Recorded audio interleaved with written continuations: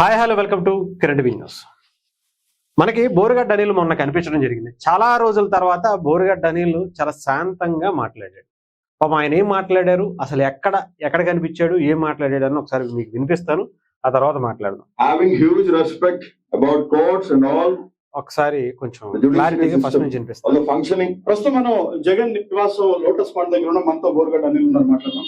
ఏంటి అసలు బేగంపేట నుంచి నాంపల్లి వరకు, నాంపల్లి నుంచి లోటస్ పాండ్ వరకు, మళ్ళీ ఏమన్నా ఎలివేషన్స్ అసలు ఇసకేస్తే రాలనంత జనం. అమ్మో, ఇసకేస్తే రాలనంత జనం. He born for people. He's born for He people. lives for people. He's there for people. మరి కోర్టుకి ఆయన అది చెప్తే మాట్లాడదు, అయిపోయిన తర్వాత మాట్లాడదు. దానికి వేరే సాక్ష్యం అవసరంలా, సజీవుడైన దేవుడి సాక్షిగా మళ్ళీ ప్రభు చెప్తున్నాము. జగన్మోహన్ రెడ్డి గారు is always to the people, for the people, by the people. Thank you.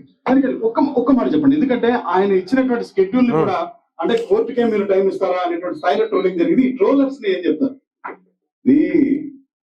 నిజంగా వేరే వాళ్ళు కోర్టులకి కోపం వచ్చే విధంగా మాట్లాడుతున్నారు. జగన్మోహన్ రెడ్డి గారు మీరు మాట్లాడాల, మీరు మాత్రం చాలా బాగా మాట్లాడారు. మరి గతంలో having huge respect about courts and all judiciary system, the functioning body, constitution of India అంటే జగన్మోహన్ రెడ్డి గారికి అమితమైన ప్రేమ.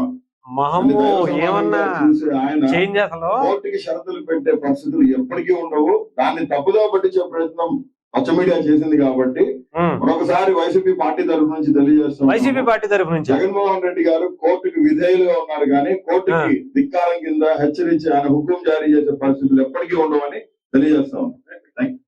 ఇదన్నమాట. ఏమన్నారు ఫస్ట్ నుంచి మాట్లాడుకుందాం. జగన్మోహన్ రెడ్డి గారు ఈజ్ బోర్న్ ఫర్ పీపుల్, లేదా ఏంటది చెప్పారు, ఆయన బతికేదే జనం కోసం. మరి కోర్టుకి ఎందుకు వెళ్ళారు?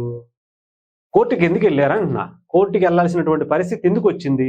ఆ జనాల దగ్గర జన సొమ్ము కొన్ని వేల కోట్లు, 1 కోటి 2 కోట్లు లేదా 10 కోట్లు 100 కోట్లు కాదు, కొన్ని వేల కోట్లు తండ్రి అధికారాన్ని అడ్డం పెట్టుకుని లేపేశారు. అర్థమైందా? అడ్డొచ్చిన వాళ్ళందరినీ ఏం చేశారో కూడా చెప్పాల్సిన అవసరం. ఆఖరికి బాబాయిని కూడా తల్లిని చెల్లినితో సహా బయటికి గెంటేసి ఇంట్లోంచి మెడపట్టుకుని గోడకేసి గుద్ది మరీ బయటికి గెంటేశారు. అది జగన్మోహన్ రెడ్డి గారి చరిత్ర. ఇకపోతే ఇసుకేస్తే రాలనంత జనం ఆయన చెప్తున్నారు. నిజంగా ఎక్కడికి వెళ్తున్నారు? ఇసుకేస్తే రాలనంత జనానికి ఏ ముహూర్తం పెట్టారు? దేనికోసం వెళ్తున్నారు? ఆయన ఏ మంచి పని చేయడం కోసం వెళ్తున్నారు? చేసిందే కొన్ని వేల కోట్ల రూపాయలు దోచేయటం, దానికోసం మళ్ళీ కోర్టుకి హాజరవటం కోసం చేతులు కట్టుకుని జడ్జి గారి ముందు సార్ తప్పు జరిగింది సార్ అని చెప్పడం కోసం, దానికి ఈ రకమైనటువంటి ఎలివేషన్స్ అవసరమా? అసలు ఏం జరుగుతుంది అసలు మన సమాజంలో? ఇలాంటి వ్యక్తులకు ఎలివేషన్స్ ఇవ్వాల్సినటువంటి పరిస్థితి ఎందుకు వస్తుంది? ఇకపోతే బోరుగడ్డ అనిల్, అబ్బా ఏమన్నా గొప్ప గొప్ప మాటలు. అసలు నిజంగా జైలుకు వెళ్ళి వచ్చిన తర్వాత మనిషి మొత్తం చేంజ్ అయిపోయాడు అనుకుంటా నాకు తెలిసి.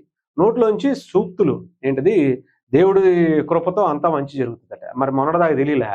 జ్యుడిషియల్ని, జడ్జుల్ని, న్యాయస్థానాల్ని గౌరవిస్తారా ఎవరు? ఈయన కానీ జగన్ గారి కానీ, ఇద్దరూ కూడా.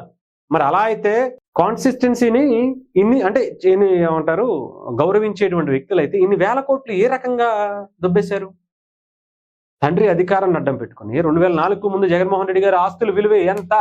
జగన్మోహన్ రెడ్డి గారిదే కాదు, రాజశేఖర రెడ్డి గారి కుటుంబం మొత్తం కలిపి ఆస్తుల విలువ ఎంత?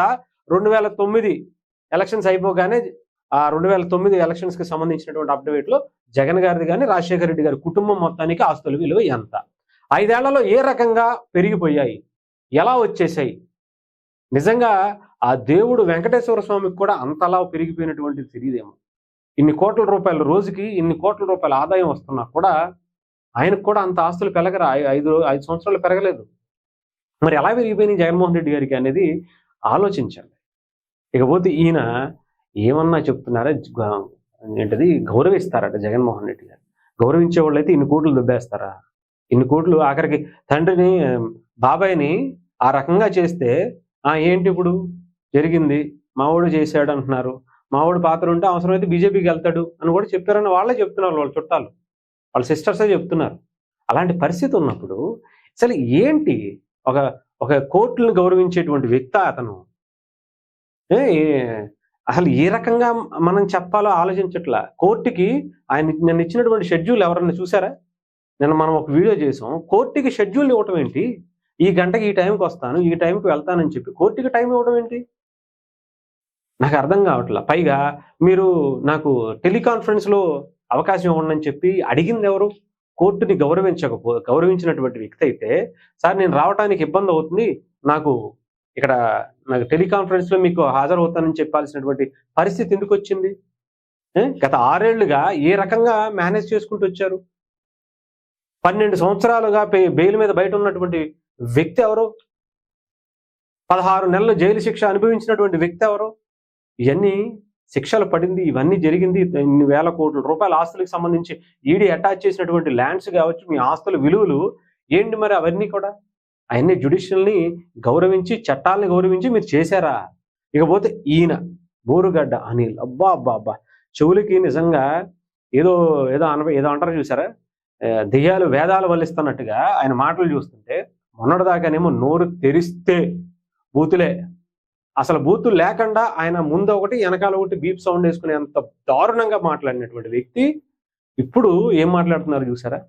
పైగా ఇంత దారుణమైనటువంటి వ్యక్తి ఇతన్ని అరెస్ట్ చేస్తే వైఎస్ఆర్సీపీ వాళ్ళు ఒక్కళ్ళు కూడా రాల. అతను మా పార్టీయే కాదని చెప్పారు. ఇతను ఏమని చెప్పారు? మా వైఎస్ఆర్సీపీ తరపు నుంచి అని చెప్తున్నారు. మరి ఏం పార్టీ, ఏ పదవి ఉంది ఈయనకి? ఈయన ఇప్పుడు లోటస్ పాండ్లో జగన్మోహన్ రెడ్డి గారిని నిన్న ఎందుకు కలిశారు? జగన్మోహన్ రెడ్డి గారు ఇతన్ని ఎందుకు కలిశారు? వైఎస్ఆర్సీపీ పార్టీ సంబంధించినటువంటి నాయకుడు కాకపోతే. అంటే ఇలాంటి వ్యక్తుల్ని సమాజంలో పెట్టి ఎలాంటి దారుణమైనటువంటి పరిస్థితులు గత 5 ఏళ్లుగా చేశారు. మళ్ళీ వీళ్ళన రప్పరప్ప అని చెప్పేసి 2029లో వచ్చేస్తాం, 80 దాటగానేనంట, 88 దాటగానేనంట, ఒక్కొక్కరికి రప్ప అంట. దీన్ని మళ్ళీ వెనకేసుకొచ్చేటువంటి అధికార ప్రతినిధులు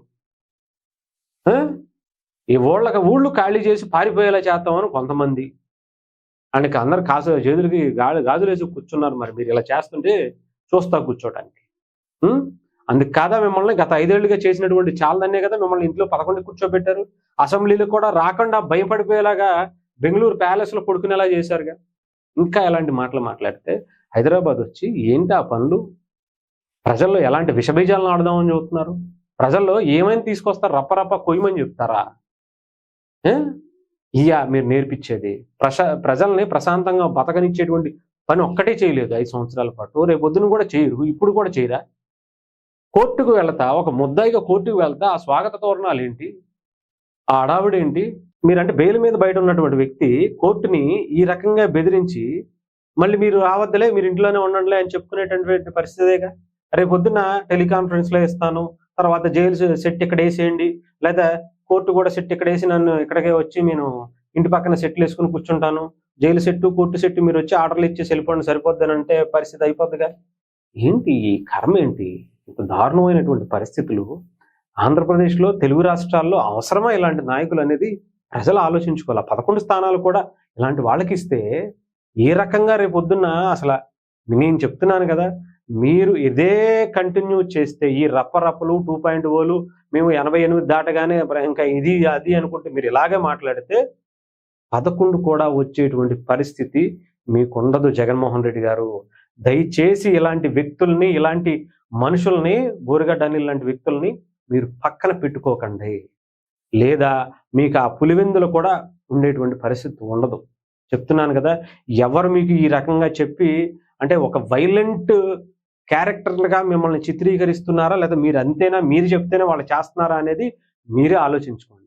ఇదే పరిస్థితి చేస్తే ఆంధ్రప్రదేశ్లో మీకు చెప్పాలంటే తెలుగు రాష్ట్రాల్లో కాదు, భారతదేశంలో కూడా మీకు రాజకీయంగా సన్యాసం తప్ప ఇంకొకటి లేదు, అవకాశం రాదు. ఇంకా మీ జీవితం అక్కడితో ముగిసిపోయినట్టే. గుర్తుపెట్టుకోండి, ఇలాంటి వ్యక్తులు, ఇలాంటి అరాచకమైనటువంటి అంటే రెచ్చగొట్టే విధానంగా మీరు చేసేటువంటి పోస్టులు కావచ్చు, అవి కావచ్చు, ఇదే కంటిన్యూ చేసుకోండి. చేస్తే మీ పరిస్థితి ఊహించడం కూడా కష్టమే.